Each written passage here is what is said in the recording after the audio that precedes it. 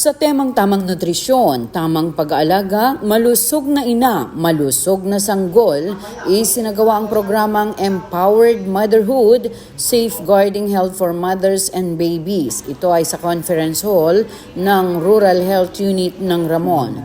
Layunin ng programang ito na magbigay ng sapat na kaalaman at suporta sa mga ina mula sa pagbubuntis, panganganak hanggang sa pag-aalaga ng kanilang sanggol. Tinalakay sa sesyon ang mahalagang paksa gaya ng maternal health, tamang nutrisyon, breastfeeding, newborn care at responsableng pagkamagulang. Naging panauhing tagapagsalita ang mga eksperto mula sa Isabela Provincial Health Office na nagbigay ng mahalagang kaalaman tungkol sa pag-iwas sa komplikasyon sa pagbubuntis, kahalagahan ng prenatal check-up at wastong pangangalaga ng sanggol. At bilang dagdag na serbisyo, libreng ultrasound para sa mga buntis upang masuri ang kalagayan ng kanilang sanggol na dinadala. Isang malaking tulong ito lalo na sa mga inang walang kakayahang magpagawa ng ganitong pagsusuri. Hindi lamang yun, libreng newborn kits din bilang suporta ng pamahalaang lokal sa pangangalaga ng mga bagong silang na sanggol. Bukod po sa free service na ultrasound para sa mga buntis, magkakaroon din po tayo ng mga newborn kit, essential kit na ipapamigay sa kanila after po ng program natin.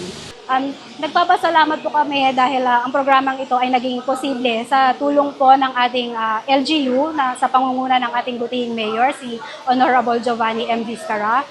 Dahil ina-approve po nila ang mga programang ganito at sinusuportahan nila tayo para baka maipaabot natin sa ating mga kababayan, kababaihang buntis ang tamang kaalaman sa kanila, pangangalaga sa kanilang katawan.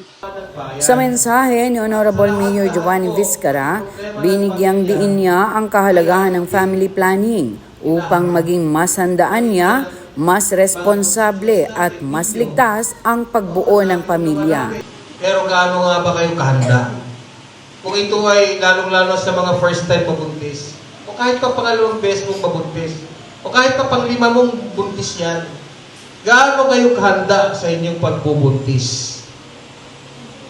Lalo na yung mga nakadalawa, 3, 4, 5 dyan. Naisip nyo ba?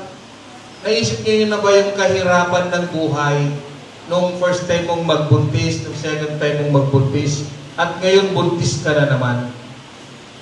Well, totoo, blessing yan. Pero depende sa'yo kung paano mo tatanggapin yan. Kung blessing nga ba. No? Pero bilang Kristiyano, ako bilang isang dating seminarista at Kristiyano pa rin hanggang ngayon naman, blessing yan. Buhay yan eh. Sa pagtatapos ng programa, baon ng mga ina hindi lamang ang mga regalo kundi ang bagong kaalaman, lakas ng loob at inspirasyon na sa bawat malusog na ina at sanggol, nagsisimula ang mas matatag na pamilya. Yan ang mga balitang tinutukan para sa Balitang Ramon ngayon.